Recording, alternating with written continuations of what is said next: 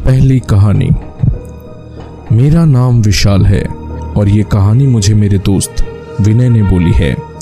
ये भूतिया घटना पिछले साल उसके साथ लॉकडाउन के दौरान घटी है, जो कुछ इस तरह से है। विनय एक फॉरेन की बीमा कंपनी में काम करता है। उनकी कंपनी उनको एक जगह से दूसरे जगह ग्राहक से मिलने के लिए भेजती रहती है, जिसके कारण वो अपना घर एक ठिकाने पर नहीं रख सकता था। इस बार उसको सिक्किम के एक छोटे से पहाड़ी इलाके में जाना था, करीब 1 महीने के लिए। लेकिन इस बार उसने अपनी पत्नी को भी साथ ले लिया। परिवार में सिर्फ वो और उसकी पत्नी ही रहती थी। विनय और उसकी पत्नी दोनों सिक्किम के लिए निकल तो पड़े, पर अचानक हुए लॉकडाउन की वजह से वो भी वहां पर फंस कर रह गए। उस दौरान विनय की पोस्टिंग लाचुंग नामक स्थान पर थी, जहां तब बेहद तेज बर्फ पड़ रही थी।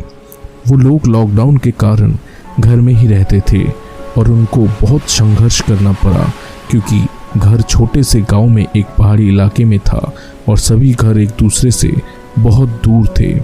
बाहर हमेशा जोरों से ठंडी हवा और बर्फ गिरते रहती थी। ऐसे मुश्किल की घड़ी में और क्या भी किया जा सकता था। बाहर कोरोना वायरस का डर और घर के अंदर पैसों की टेंशन। पर पैसों की टेंशन तब दूर हुई जब कंपनी वालों ने उससे इत्तला किया कि सैलरी के बारे में टेंशन नहीं करने के लिए कंपनी वाले जितनी जल्दी हो सके उन्हें वहां से निकाल लेंगे। ये सब सुन के दोनों ने राहत की सांस ली, पर किसे पता था कि ये राहत की सांस कब डर की चीख में बदल जाएंगे। एक रात की बात है। विनय और उसकी पत्नी दोनों अपनी रजाई में दुबक कर आराम से सो ही रहे थे कि अचानक उनको लगा कि किसी ने उनके घर का दरवाज़ा खटखटाया है। फिर उन्होंने सोचा कि क्या पता तेज हवा चलने की वजह से ऐसा हो रहा हो, इसीलिए उन्होंने उसको अनदेखा कर दिया। अगली सुबह विनय एटीएम से पैसे निकालने के लिए निकल पड़ा। उसकी पत्नी घर में अकेली ही थी। उसको ये समझ नहीं आ रहा था कि वो घर में बैठे बैठे क्या करेगी। उसने सोचा, चलो क्यों ना बाहर जाकर कुछ देख लिया जाए। बाहर ठंड तो थी पर हवा नहीं चल रही थी, इसीलिए उसने अपना स्वेटर और मास्क लगाया और बाहर निकलने की तैयारी हो गई। पर जैसे ही उसने अपना घर का गेट खोला, वैसे ही वो देखती है कि घर के पास बने एक खंभे के पीछे एक छोटा सा बच्चा खड़ा है, जो उसको चुपके चुपके देख रहा है। विनय की पत्नी ने उसको अपनी ओर बुलाया, पर वो नहीं आया और वो वहां से भाग गया।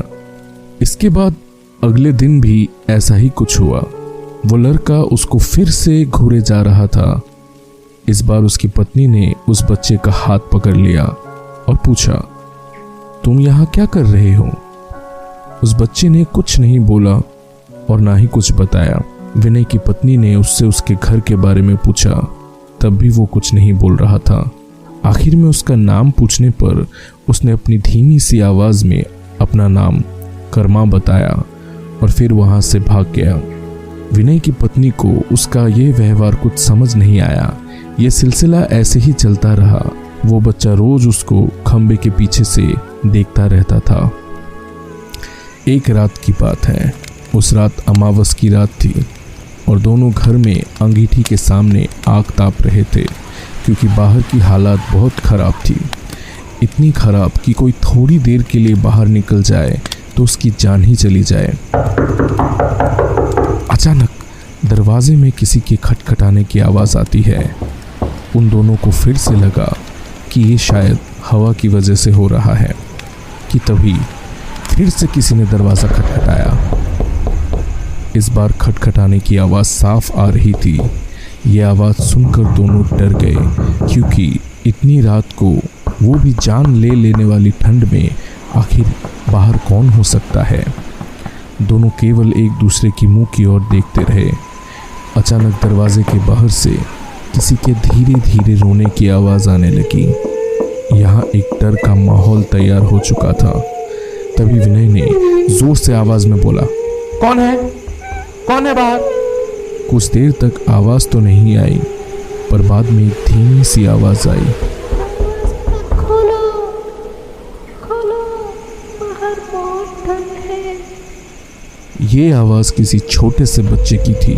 तभी विनय की पत्नी को ये आवाज़ जानी पहचानी लगी। उसने कहा कि ये तो वही बच्चे की आवाज़ लगती है जो रोज़ घर के बाहर खड़ा रहता है। विनय ने अपनी पत्नी से कहा कि हमें उसे अंदर लाना चाहिए, पर विनय थोड़ा सा हिचकिचा रहा था क्योंकि कोरोना के वक्त किसी को घर में लेके आना भी बेवकूफ़ी से कम नहीं थी। पर विनय की बीवी ने उसकी एक नहीं सुनी। वो भागते हुए दरवाजे के पास जा ही रही थी कि अचानक उसके घर के फ़ोन की घंटी बजी। फ़ोन पड़ोस में रहने वाली एक औरत की थी जिससे विनय की पत्नी लॉकडाउन से पहले ही मिली थी और फ़ोन नंबर भी एक्सचेंज किया था। विनय की पत्नी ने फ़ोन उठाया। वहाँ से उस औरत की आवाज़ आई। हेलो जी, मैं आपको बताना भूल गई थी कि अगर आपके घर के बाहर कोई दरवाज़ा खटखटाए तो आप उसको मत खोलना। विनय की पत्नी ने कहा, अभी मेरे घर के बाहर एक बच्चे की आवाज़ आ रही है जो दरवाज़ा खोलने को कह रहा है। तभी उस औरत ने कहा, नहीं, अब बिल्कुल ऐसा मत करना। वो असल में कोई बच्चा नहीं है। यहाँ जब जब तेज़ आंधी और ठंड पड़ती है तब वो सबके घर के बाहर जाता है और दरवाज़ा खोलने को कहता है। वो ठंड का बहाना बनाता है और दरवाज़ा खुलवाने की कोशिश करता है, और अगर कोई गलती से भी दरवाज़ा खोल देता है तो अगले दिन बर्फ़ में उसका शरीर दबा हुआ मिलता है। ये बात सुनते ही जैसे उनके पैरों के नीचे से ज़मीन खिसक गई।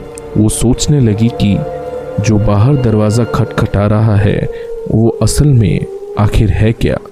उस रात उन्होंने दरवाज़ा नहीं खोला। अगले दिन उन दोनों ने अपने पड़ोसी को वीडियो कॉल किया और पूरे मामले के बारे में पूछा। उस औरत ने बताया कि इस गांव में एक परिवार रहता था। पहाड़ टूटने की वजह से बड़े बड़े पत्थर उनके घर में गिर गए और पूरा परिवार उसके नीचे दबकर मर गया। बस एक बच्चा बच गया था। वो दूसरों के घर जा जाकर खाना मांगता था। एक दिन बहुत जोरों से बर्फ की आंधी पड़ रही थी और वो बच्चा दूसरों के घर के बाहर दरवाज़ा खटखटाकर घर के अंदर आने की गुहार लगा रहा था, पर किसी ने भी उसकी गुहार नहीं सुनी। ठंड की वजह से वे सब अपने घर में दुबक कर बैठे हुए थे। अगले दिन सुबह होने पर उस बच्चे की लाश बर्फ में अकड़ी हुई मिलती है। और आज भी कभी भी जब जोरों से बर्फ गिरती है, उसकी आत्मा सबके घर के पास आती है और गुहार लगाती है दरवाज़ा खोलने के लिए। ये सब बातें सुनकर वो दोनों हैरान रह गए, लेकिन वो वहाँ लॉकडाउन के दौरान जब तक रहे तब तक 3-4 बार उनके साथ ऐसा ही हुआ और लॉकडाउन के ख़त्म होते ही वो वहाँ से चले आए। पर विनय की पत्नी के दिमाग में ये रहस्य हमेशा बना रहा कि उस घटना के बाद जो बच्चा उसके घर रोज़ बाहर दिखता था वो कभी नहीं आया। दूसरी कहानी। ये कहानी मेरे भैया ने मुझे सुनाई है। वो पुलिस में सब इंस्पेक्टर है और ये घटना हाल ही में लॉकडाउन के दौरान उसके साथ घटी है। ये कहानी कुछ यूनिवर्सिटी स्टूडेंट्स की है और आगे की कहानी मैं उन्हीं स्टूडेंट्स की ज़ुबानी बताने जा रहा हूँ जो मेरे भैया द्वारा उनके रिपोर्ट में कुछ इस तरीके से लिखा गया है। हम शहर के बाहर के एक पब्लिक हॉस्पिटल से अपना कोरोना टेस्ट करवा के लौट रहे थे। मैं होंडा सिटी चला रहा था और ये गाड़ी मेरे प्रोफेसर की थी।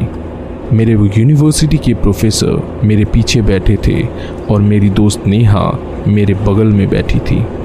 शाम 6:15 बजे की बात है। सूरज पहले से ही अस्त हो रहा था और हमारी गाड़ी जंगल के बीचों बीच चल रही थी।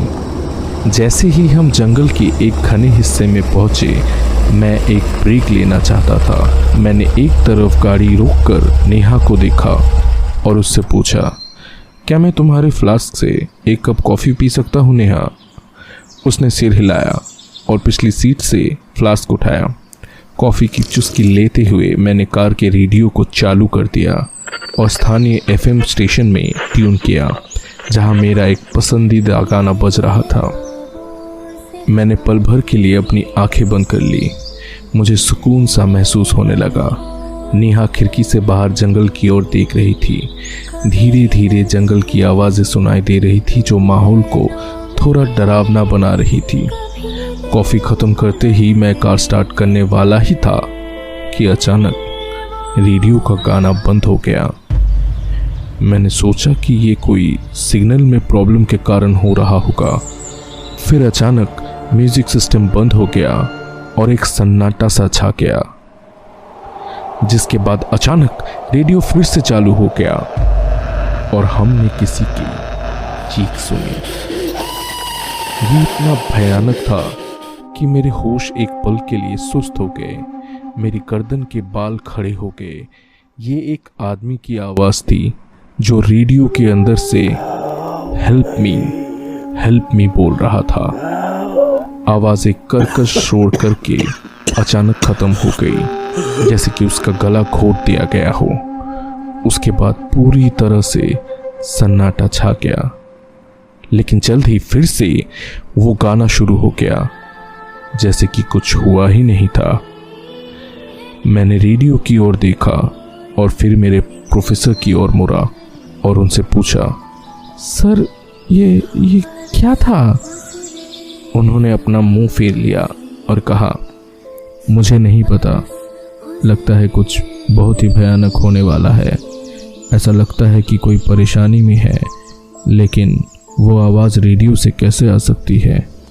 तुम जल्दी गाड़ी चलाओ, मुझे घर तक पहुंचा दो।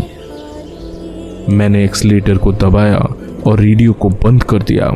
सब कुछ अभी नॉर्मल लग रहा था।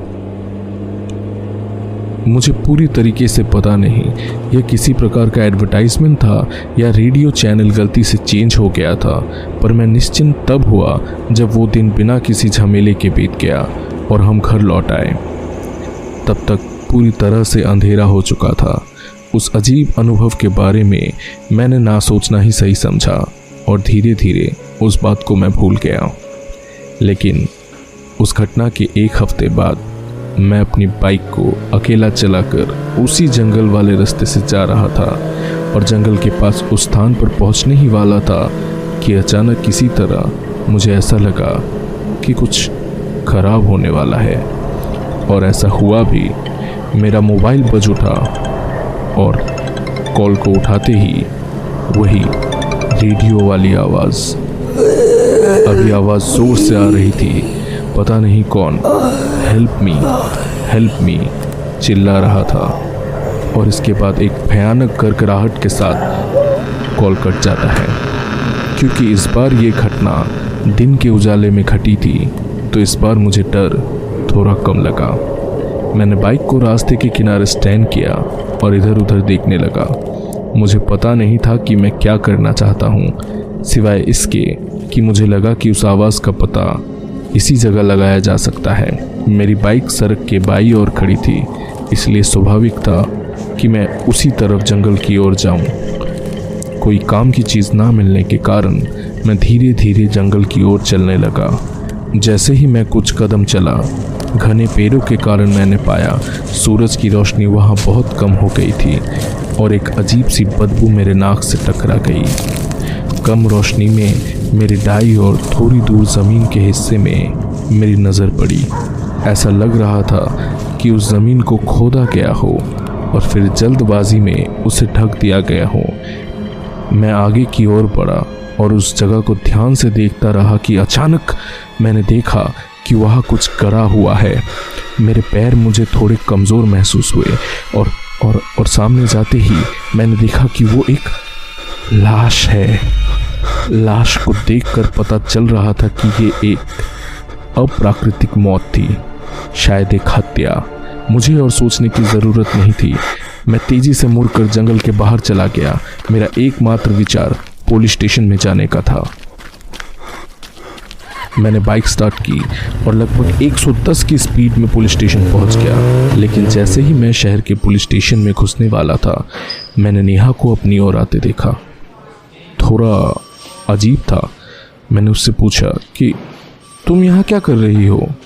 उसने मेरे सवाल का कोई जवाब ना देते हुए मुझसे पूछा कि तुम पुलिस के पास क्यों जा रहे हो?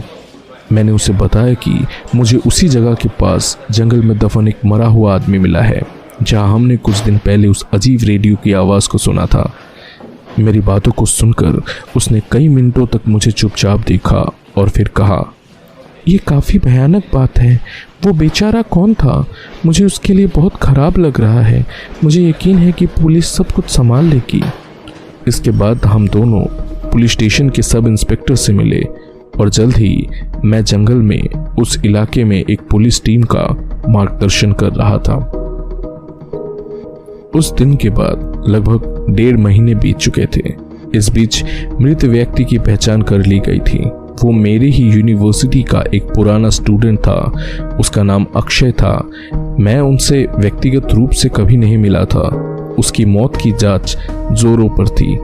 मुझे यह भी पता चला कि पोस्टमार्टम रिपोर्ट में जहर देकर मौत की ओर इशारा किया गया है। मैं किसी भी तरह इस मामले पर ज़्यादा टाइम नहीं देना चाहता था क्योंकि तब तक मैं अपने प्रोजेक्ट में बहुत व्यस्त हो चुका था। बाद में मैंने इस केस के बारे में पुलिस से कोई और जांच भी नहीं की। इस बीच मैं नेहा से भी नहीं मिला। पिछली बार हम पुलिस स्टेशन में ही मिले थे, लेकिन कुछ दिनों बाद, जितना मुझे याद है उस दिन शनिवार का दिन था, मैं फिर से अकेले बाइक चला रहा था। शाम का समय था और मैं उसी जंगल के पास उसी इलाके से गुजर रहा था कि तभी अचानक एक सन्नाटा सा छा गया और मैंने अपने मोबाइल की वही आवाज़ सुनी। तुरंत मेरे होश उड़ गए। मैंने बाइक को रोक दिया और ध्यान से सुनने लगा, लेकिन इस बार वो आवाज़ किसी पुरुष की नहीं थी, बल्कि अब की बार एक महिला चिल्ला रही थी। और ये आवाज़ जानी पहचानी आवाज़ लग रही थी। और वो कॉल फिर से अचानक से कट गई। मैं परेशान सा हो गया और वहीं बैठकर सोच रहा था कि वो आवाज़ किसकी आवाज़ हो सकती है। कई मिनट बीत गए, लेकिन मैं वहीं बैठा रहा। अचानक मुझे याद आ गया, मैं उस आवाज़ को पहचान सकता था। ये नेहा की आवाज़ थी। मैं झटके से खड़ा हो गया और जंगल की ओर भागा और उसी स्थान पर पहुंचा जहां मुझे पहले अक्षय की लाश मिली थी। जंगल के बीच घोर अंधेरा था। मैंने मेरे मोबाइल का फ्लैशलाइट जला लिया और मैंने देखा कि ज़मीन से एक हाथ बाहर निकला हुआ है, लेकिन अब वह सोने की चूड़ियों वाली एक महिला का हाथ था। उस हाथ की उंगलियों से मैंने ढीली मिट्टी को साफ किया। फिर मैंने नेहा की लाश को देखा। उसका चेहरा बेरहमी से विकृत हो गया था। मैं घबराकर पीछे मुड़ा और जंगल से बाहर भागा। अपनी बाइक को स्टार्ट किया और शहर के पुलिस स्टेशन की ओर तेजी से चला। वहाँ के सब इंस्पेक्टर राठौड़ को मैंने शुरू से अंत तक सारी बातें बताई। मेरी बात को वो ध्यान से सुन रहे थे। उन्होंने मुझसे पूछा, क्या आप सच में मृत महिला नेहा की पहचान के बारे में सुनिश्चित है? मैंने कहा, बिल्कुल, वो नेहा ही है। आपको याद ही होगा, हम दोनों आपकी जांच के शुरुआती दौर में एक साथ आपके पास आए थे।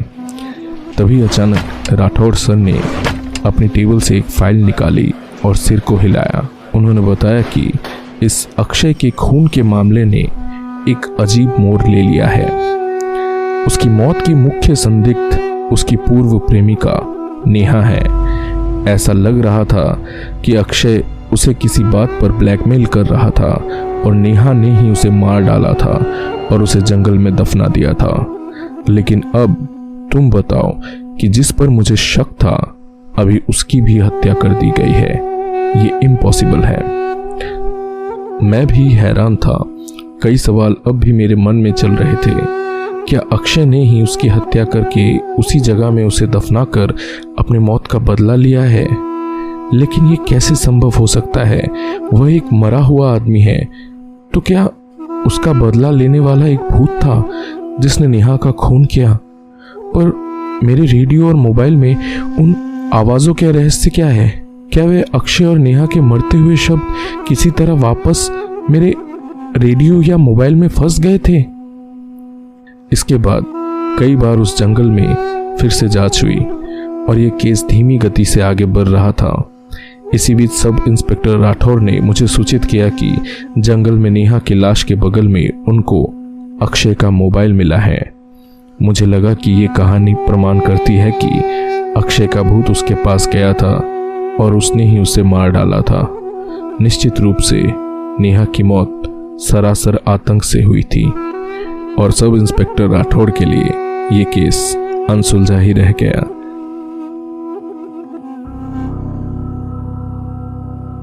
तीसरी और आखिरी कहानी। मैं भूत प्रेतों पर बिलीव नहीं करता, पर आज भी जब मैं अपने चचेरे भाई के साथ हुए उस हादसे को याद करता हूँ तो डर जाता हूँ। मैंने भूत तो कभी नहीं देखा, लेकिन मैंने अपने चचेरे भाई के चेहरे पे उसका डर देखा है, जो मुझे भूत पर विश्वास करने को मजबूर कर देता है। दरअसल ये कहानी शुरू होती है 2020 के लॉकडाउन के दौरान। इस लॉकडाउन में कुछ अच्छा हुआ हो ना हो, पर एक चीज़ सही हुई है, कॉलेज की छुट्टियाँ। अब हमें ना तो क्लास में जाना था और ना ही उन बोरिंग सब्जेक्ट्स को पढ़ना था। हम पबजी भी खेल सकते थे और जितना चाहे चिल कर सकते थे। मम्मी पापा भी कुछ नहीं बोलते थे क्योंकि वो खुद ही परेशान थे। हम शहर में बढ़ते इन्फेक्शंस के डर से लॉकडाउन के दौरान हमारे दादी से मिलने उनके गांव चले गए। ये साल का एक ऐसा समय था जिसका हम बेसब्री से इंतज़ार करते थे, लेकिन इस बार दादी से मिलने का बहाना कुछ और ही था। दादी बिहार के भागलपुर जिले के गांव में रहती थी। उनका घर बहुत ही बड़ा था, जिसमें ढेर सारे कमरे और चौड़े खुले रूम थे। मुझे पर्सनली उनका ये घर बहुत पसंद था, क्योंकि मेरा चचेरा भाई विकास भी यहाँ रहता था। विकास मुझसे 1 साल बड़ा था और आप जानते ही हैं कि हम हमेशा अपने बड़े कज़न्स को कितना पसंद करते हैं। मेरा विकास के साथ रिश्ता भी कुछ ऐसा ही था। मैं उसे हमेशा सपोर्ट करता था। पबजी में तो वो मेरा फेवरेट टीममेट था। हम में से बहुत से ऐसे थे जो बच्चे थे और हम सभी एक साथ जितना हो सके सेफ्टी मेंटेन करके दादी के घर रह रहे थे और आंगन में हमेशा हंसी की आवाज़ें गूंजती रहती थी। लेकिन दादी के घर का सबसे बड़ा प्रॉब्लम ये था कि हमें एक कॉमन टॉयलेट यूज़ करना पड़ता था और ये घर एक मुस्लिम कब्रिस्तान के काफ़ी करीब था। हम हमेशा उस कब्रिस्तान से डरते थे। ये सोचकर हमें बेहद डर लगता था कि जिस ज़मीन की सतह पर हम रह रहे हैं उसके ठीक नीचे मरे हुए लोगों की कब्र है। दादी के घर का ये एकमात्र बाथरूम घर के उस तरफ था जो कब्रिस्तान के सबसे सामने था और बाथरूम में एक खिड़की थी जिससे काफ़ी आराम से किसी को भी कब्रिस्तान का दृश्य दिखाई देता था। दिन में सब ठीक ही होता था, सूरज की रोशनी में हमें उतना डर नहीं लगता था और तब कब्रिस्तान केवल घास और मिट्टी के ढेर ही लगते थे। लेकिन रात में जब कोई टॉयलेट यूज़ करते वक्त बाहर देखता होगा तो कब्रिस्तान को देखकर उसके डर का लेवल बयां नहीं किया जा सकता। हमें रात को बाथरूम यूज़ करने में इतना डर लगता था कि खिड़की से आती हुई हवा की आवाज़ भी हमारे कानों के लिए मुर्दों की पुकार जैसी थी। दादी के घर में सब कुछ ठीक ही चल रहा था, पर कोरोना भी कहाँ मानने वाला था। आए दिन खबर मिलती थी कि गांव में किसी की मृत्यु हो गई है, पर इस बात की पुष्टि नहीं की जा सकती थी कि उसकी मृत्यु कोरोना से हुई है या किसी और बीमारी से, क्योंकि गांव में कोई कोविड टेस्ट कराने की सुविधा भी नहीं थी। जैसा मैंने कहा, दादी का घर कब्रिस्तान के काफ़ी करीब था, इसलिए हम अक्सर मातम मनाने वालों की चीख पुकार सुन सकते थे। रोने वाले रिश्तेदारों की रोने की आवाज़ हमें हमेशा दुख से भर देती थी और जब अंतिम संस्कार होता था तो हम चुपचाप दुखी होकर उनकी आवाज़ सुनते थे। इस कब्रिस्तान में एक बूढ़ा आदमी भी था जो कब्रिस्तान की रखवाली करता था। वो वही रहता था एक छोटी सी कुटिया पर। हमने कभी उसका चेहरा नहीं देखा क्योंकि हम इतने भी बहादुर नहीं थे कि हम कब्रिस्तान की ओर जाएं। पर विकास पता नहीं क्यों इस बूढ़े आदमी से बहुत परेशान था।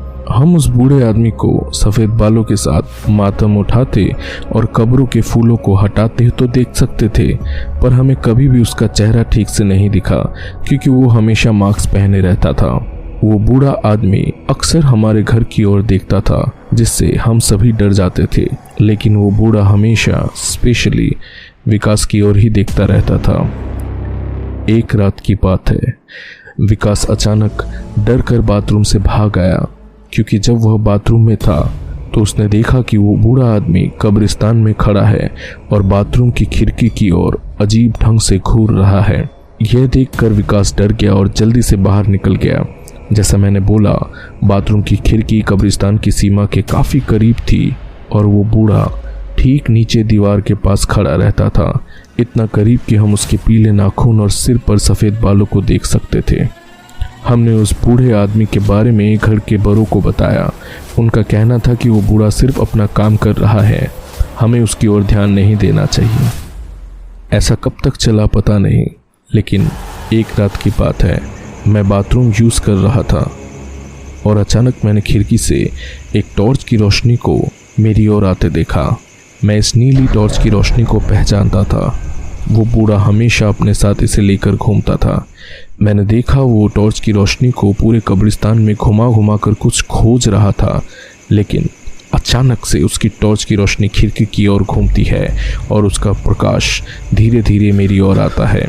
मैं डर गया था और जब मैंने मुड़ने और भागने की कोशिश की तो मैं लगभग गिर गया। जब मैं बाथरूम से बाहर निकला और खिड़की के बाहर देखने के लिए वापस मुड़ा तो वहाँ टॉर्च की रोशनी नहीं थी। मैं उस दिन बेहद डर गया था, पर मैंने इसके बारे में किसी को नहीं बताया क्योंकि मुझे पता था सब यही कहेंगे कि वो बूढ़ा कब्रिस्तान पर अपना काम कर रहा है। ये सब यहाँ तक चलता तो ठीक था, लेकिन फाइनली एक रात की बात है, करीब 10:30 बजे होंगे। विकास अपनी नींद से जाग गया और उसे बाथरूम यूज़ करने की ज़रूरत पड़ी। हम सब सो रहे थे, इसलिए वो मोबाइल का फ्लैशलाइट जलाकर अकेले ही बाथरूम चला गया। विकास टॉयलेट कर ही रहा था कि अचानक खिड़की पर उसे एक हाथ दिखाई दिया। वो हाथ एक बूढ़े आदमी का था जिस पर झुर्रियाँ पड़ी हुई थी और उसके नाखून पीले हो रखे थे। विकास ने डर के मारे अपने मोबाइल को वहीं गिरा दिया और हमारे कमरे में वापस आ गया और अपने आप को कंबल से ढककर सुबह होने का इंतजार करने लगा। उसने हमें अगली सुबह ये कहानी सुनाई। विकास कांप रहा था और पीला पड़ गया था। हमने बाथरूम में चेक किया तो उसका मोबाइल वहीं पर पड़ा मिला। बस अब हम और नहीं सह सकते थे। हम 3-4 जन मिलकर कब्रिस्तान में चले गए और बाथरूम की खिड़की को कब्रिस्तान की ओर से जांचने लगे। खिड़की के नीचे काफ़ी गंदगी थी और वहाँ किसी के पैरों के निशान थे। ध्यान से देखने पर खिड़की के कांच पर एक हाथ का निशान भी दिखाई दे रहा था। हमने एक कपड़ा लिया और खिड़की को साफ किया। फाइनली हम इस नतीजे में पहुंचे कि विकास बिल्कुल सच कह रहा है। हमने उस बूढ़े आदमी के घर में जाना सही समझा क्योंकि हम जानना चाहते थे कि वो हमें क्यों डरा रहा है। कब्रिस्तान के दूसरे कोने में हमें उसका घर तो मिल गया और हमने उसके दरवाजे में दस्तक दी, पर कोई जवाब नहीं मिला। हमने खिड़की से देखा तो वो बूढ़ा जमीन पर पड़ा हुआ था। दरवाज़ा तोड़कर जब हम उसके घर में घुसे तो पता चला कि वो तो मर चुका था। उसका शरीर काफ़ी ठंडा था जो बता रहा था कि उसे मरे हुए काफ़ी वक्त हो गया है, लेकिन उसका एक हाथ अभी भी ऊपर की ओर उठा हुआ था। उंगलियां इस तरीके से मुड़ी हुई थी जैसे वो किसी को पकड़ना चाह रहा हो। दोपहर तक हम पापा की मदद से पुलिस को वहां ले आए। पोस्टमार्टम के बाद पता चला कि वो 3 दिन पहले ही मर चुका है और वो कोरोना पॉजिटिव था। हमारे दादी का कहना था कि विकास ने उस बूढ़े को नहीं देखा था, बल्कि उसने उस बूढ़े आदमी के जिन को देखा था जो उसे उसकी लाश के बारे में बताना चाहता था। अगले दिन उस बूढ़े को दफनाया गया और इसके बाद वो फिर कभी विकास के सामने नहीं आया। लॉकडाउन खुलने के बाद हम घर चले आए, लेकिन अभी भी विकास को जब मैं उस बूढ़े के बारे में पूछता हूँ तो वो डर सा जाता है। दोस्तों, धर्म चाहे कोई भी हो, लेकिन सच यही है कि सभी धर्म अपने तरीके से पारलौकिक ताकतों में भरोसा करते हैं।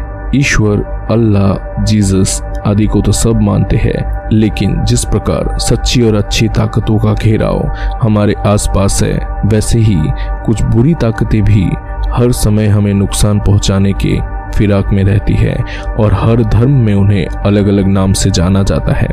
हिंदू धर्म में उन्हें आत्माएं, प्रेत, पिशाच कहते हैं। ईसाई में डेविल या स्पिरिट और इस्लाम धर्म में जिन की मौजूदगी को स्वीकार किया गया है। भूत प्रेत और आत्माओं के बारे में तो मैं आपको कई बार बता चुका हूँ, लेकिन आज मैं आपको जिन के बारे में कुछ डिटेल जानकारियाँ देने वाला हूँ। इस्लाम को मानने वाले लोग जरूर जिन के विषय में बहुत हद तक जानकारी रखते होंगे, लेकिन कुछ बातें ऐसी भी है जिसके बारे में सभी को जानकारी नहीं है। जैसे इस्लाम की मान्यताओं के अनुसार मरने के पश्चात इंसान जिन बन जाता है और अपनी किसी भी इच्छा को पूरी करने के 1000 या 8000 वर्ष के बाद दुनिया को छोड़कर चला जाता है। जानकारों के अनुसार जिन को 4 श्रेणियों में बांटा जा सकता है। इन चारों ही तरह के जिन खतरनाक तो होते हैं, लेकिन अलग अलग तरीकों से इंसान की दुनिया को प्रभावित करते हैं। पहले जिन का प्रकार है मरीद। जिन की सबसे खतरनाक और ताकतवर प्रजाति है मरीद। आपने कई बार इन्हें किस्से और कहानियों में सुना होगा। लोकप्रिय कहानी अलादीन का चिराग में इसी जिन को शामिल किया गया है। इन्हें समुद्र या फिर खुले पानी में पाया जा सकता है। ये हवा में उड़ते हुए भी देखे जा सकते हैं। दूसरे जिन का प्रकार है इफ्रित। इंसानी दुनिया जैसे ही इफ्रित जिनों की भी अपनी दुनिया होती है, जिसमें महिला और पुरुष दोनों इफ्रित साथ रहते हैं। ये इंसानों की समझने की ताकत रखते हैं और बहुत ही जल्द इंसानों को अपना दोस्त बना लेते हैं। इफ्रित अच्छे भी होते हैं और बुरे भी, लेकिन इन पर विश्वास करना घातक सिद्ध हो सकता है। जिनों का तीसरा प्रकार है सिला। सिला प्रजाति में सिर्फ महिला जिन ही होती है, जो देखने में बेहद आकर्षक और खूबसूरत होती है। ये इंसानी दुनिया में विचरण तो करती है, लेकिन उनसे दूरी भी रखती है। सिला ज़्यादा मात्रा में देखी नहीं जाती, लेकिन वो मानसिक तौर पर मजबूत और बहुत समझदार होती है। जिनों में चौथा प्रकार है घूल। इंसानी मांस खाने वाले ये प्रजाति बहुत खौफनाक होते हैं। ये कब्रिस्तान के आसपास ही रहते हैं और इनका व्यवहार क्रूर और शैतान से मिलता जुलता है, इसलिए इंसानों के लिए ये बहुत भयावह है। पांचवी जिन का प्रकार है बेताल। ये वैम्पायर होते हैं, इंसानों के खून पर ही जिंदा रहते हैं। विक्रम बेताल की कहानियों में इसी बेताल का जिक्र किया गया है। यह भविष्य देख सकते हैं और जब चाहे भूतकाल में भी जा सकते हैं। इस्लामिक ग्रंथों के अनुसार शैतानी जिन केवल श्रापित कहे जाने वाले जगहों पर ही रहते हैं और लोगों के अंधविश्वास को दूर करते हैं, उन पर हमला कर। लेकिन हैरानी की बात यह है कि कई बार सिर्फ अंधविश्वास ही इन्हें देखने का कारण नहीं होता। हालांकि कई बार आत्मविश्वास की कमी आ जाने पर भी ऐसी घटना पैरानॉर्मल घटना में बदल जाती है। हमारा चैनल किसी भी तरह से आपको इन पैरानॉर्मल स्टोरीज और फोकलोर्स पर बिलीव करने को नहीं कहता। हमारा काम सिर्फ आप तक इन आप बीतियों को पहुंचाना है। तो दोस्तों, इसी के साथ वक्त हो चला है आज के एपिसोड को यही ख़त्म करने का। अगर आप चैनल पर नए थे तो प्लीज़ उस सब्सक्राइब बटन को दबाना ना भूलें और जाने से पहले एक लाइक और शेयर ज़रूर कर दीजिएगा। मैं अगले रविवार फिर से कोशिश करूंगा ऐसे ही कुछ खौफनाक कहानी और जानकारियों को लेकर फिर से लौटने का। तब तक के लिए बाय बाय दोस्तों।